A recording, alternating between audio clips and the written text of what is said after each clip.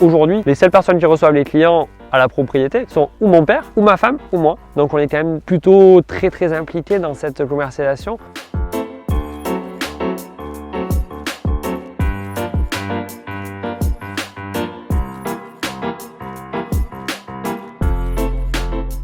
Au Médoc, on a 3 types de structures. Les crus classés qui sont les plus gros, les plus connus, qui ont été classés en 1855. Les crus bourgeois qui étaient les grosses propriétés historiquement, qui ne faisaient pas partie des crus classés. La mention de cru artisan n'avait jamais été officialisée jusqu'à les années 90, où une dizaine de propriétaires ont décidé de faire reconnaître cette mention au niveau de l'Europe, en 2006 par la France, et ont mis comme maître mot, non plus que ça soit une pluriactivité, mais vraiment l'implication du propriétaire à toutes les étapes de la filière.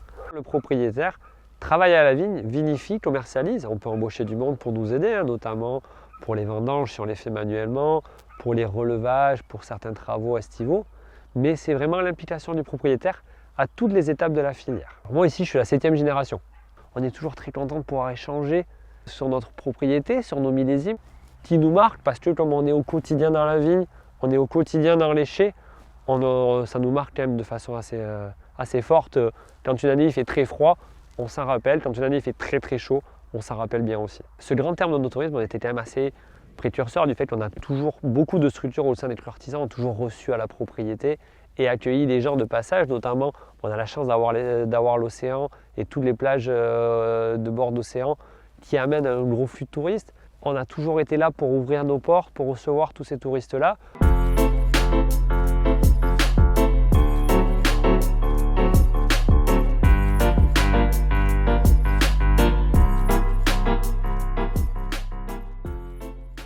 Les crus artisans sont les plus petites structures en termes de taille. On est le plus petit syndicat. Il y a une pression foncière qui existe en fonction de où on va se situer dans les appellations notamment.